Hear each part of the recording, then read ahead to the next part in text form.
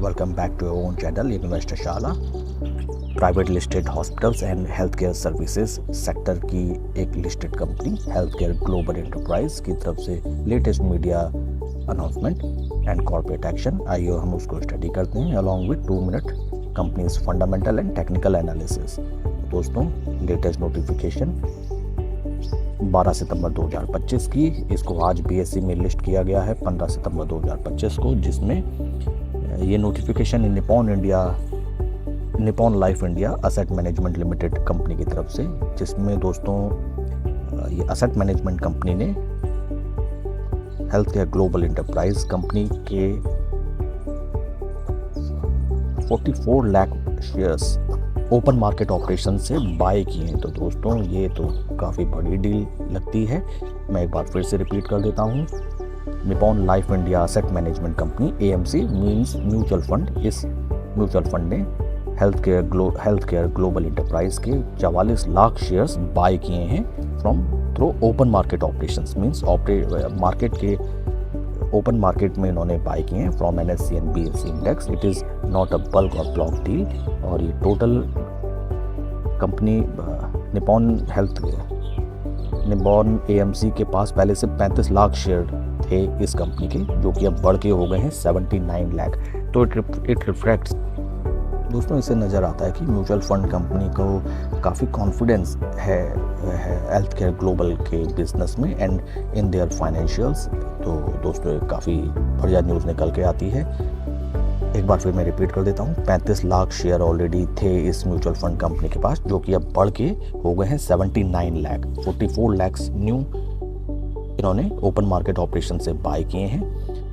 Company right now trade कर रही है, oh my God, near around 260 के पी पे, मैसिव। इसको हमें रीचेक करना पड़ेगा वेदर इट इज़ राइट और रॉन्ग।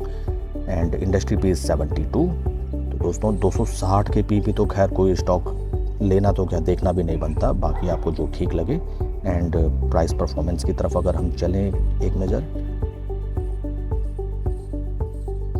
बीते एक साल में 61% पैसा बना, 3 महीने में 24% रिटर्न। तो दोस्तों, मैसिव, ये स्टॉक नहीं पैसे की खान है, लेकिन उनके लिए जिन्होंने सही टाइम पे स्टॉक को पिक किया एंड लंबे टाइम के लिए निवेशित रहे। RSI कंपनी की 21 days -0.01 and relative strength for 55 days is positive 0.27। It reflects stock ने ऑलवेज निफ्टी 50 को के रिटर्न्स को आउट परफॉर्म किया है हैंडसमली। शेयर पैटर्न की तरफ अगर हम देखें, शेयर होल्डिंग पैटर्न प्रमोटर्स की 62.46, जो कि मार्च क्वार्टर में थी 71.22। तो प्रमोटर्स ने अच्छा खासा अपना स्टेक सेल किया जून क्वार्टर में।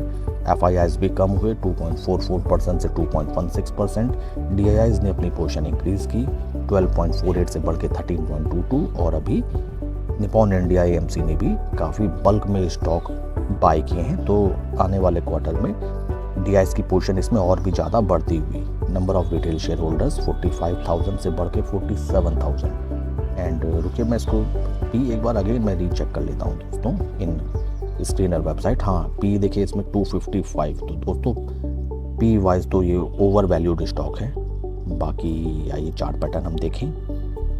मैसिव बुल रन देखिए, जिसको कहते हैं कि bull of the market.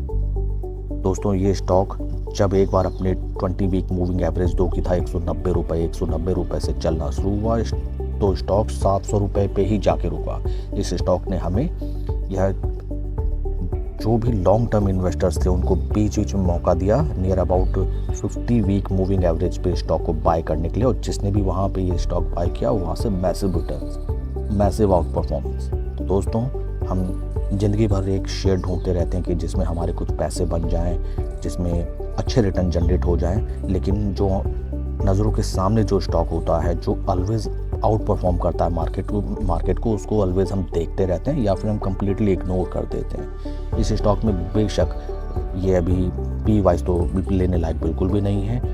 Total out perform entire market को 20, 50 एंड 200 मूविंग एवरेज के काफ़ी ऊपर, वीकली मूविंग एवरेज के काफ़ी ऊपर। ये स्टॉक दोस्तों कभी भी gradual market crash, market decline या किसी भी बैड न्यूज़ या कभी भी, जैसे हाल फिलहाल US यूएसए टैरिफ्स की वजह से जो नेगेटिव इम्पैक्ट हुआ, कभी भी आपको 20 वीक मूविंग एवरेज पे मिलता है तो वहाँ से एक्यूमुलेट करना आप स्टार्ट कर सकते हैं। और 50 वीक मूविंग एवरेज पे कभी मिलता है तो सुनहरा मौके पे चौका आप लगाएं, हम तो अपने वॉच लिस्ट में ज़रूर लगाएंगे। एंड दोस्तों राइट नाउ पोजीशन बनानी नहीं बनती, स्टॉक ऑलरेडी काफ़ी भाग चुका है, 371 से भागना शुरू हुआ तो 680 पे स्टॉक ट्रेड कर रहा है। एंड कोई भी पोजीशन बनाने से पहले अपने फाइनेंशियल एडवाइज़र की सलाह आप जरूर लें। Thank you friends.